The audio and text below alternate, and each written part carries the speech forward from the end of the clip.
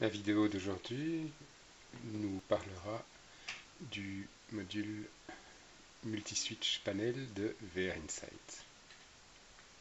Il s'agit du seul module qui ne requiert pas de driver spécifique.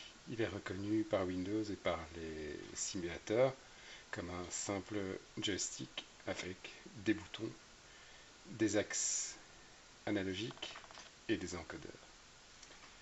On voit clairement 4 parties.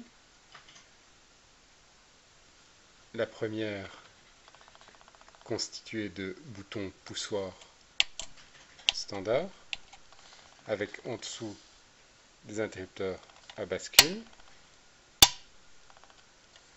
La deuxième partie, elle est constituée d'encodeurs, c'est-à-dire que chaque fois que l'on tourne, on va donner une impulsion ou l'équivalent d'une pression sur un bouton, très utile par exemple pour les VOR, ADF et gyro. Ensuite, la section analogique, constituée de 2 potentiomètres rotatifs et de 4 potentiomètres linéaires. La dernière partie est constituée d'un chapeau chinois standard. Le multipanel est reconnu comme un simple joystick. On va aller le détecter. Menu démarrer, périphérique et imprimante. Il est reconnu comme USB pad, ici.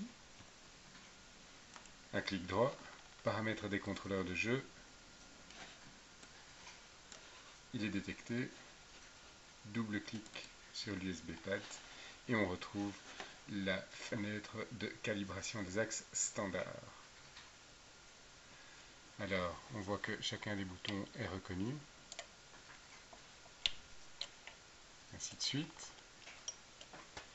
ainsi que les encodeurs, là et là, pour celui-ci, ainsi de suite,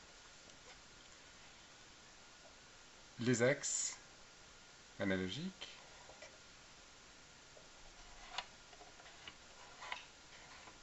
et le chapeau chinois.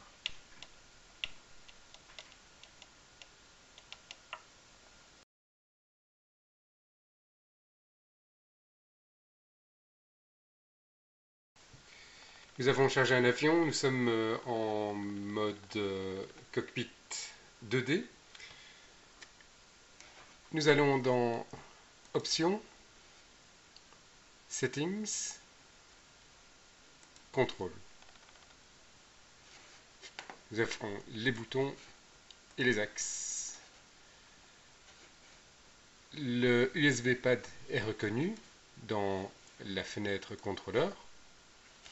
Et nous allons maintenant assigner certains boutons à certaines fonctions. On voit que par défaut, il y en a qui sont déjà assignés. Ce que l'on va faire, et ce qui est toujours l'idéal et de bonne pratique, c'est a priori de tous les supprimer, afin d'éviter qu'il y ait des assignations non désirées. Donc, par exemple, celle-ci, pour le frein, on clique dessus, bouton 1, Delete Joystick Assignment. On fait la même chose pour les autres. Et ainsi de suite. Voilà. Il n'y a hélas, via Flight Simulator, aucune possibilité de désassigner d'un coup tous les boutons. Il existe quelques petits compléments qui le font. Je vous suggère de chercher sur le net pour voir ce qui peut être intéressant de ce point de vue-là. Alors, ce que l'on va faire maintenant, on va simplement faire une assignation standard. Donc, mettons par exemple les freins, le frein de parking. Voilà. On double-clique et on va assigner ça au bouton numéro 1.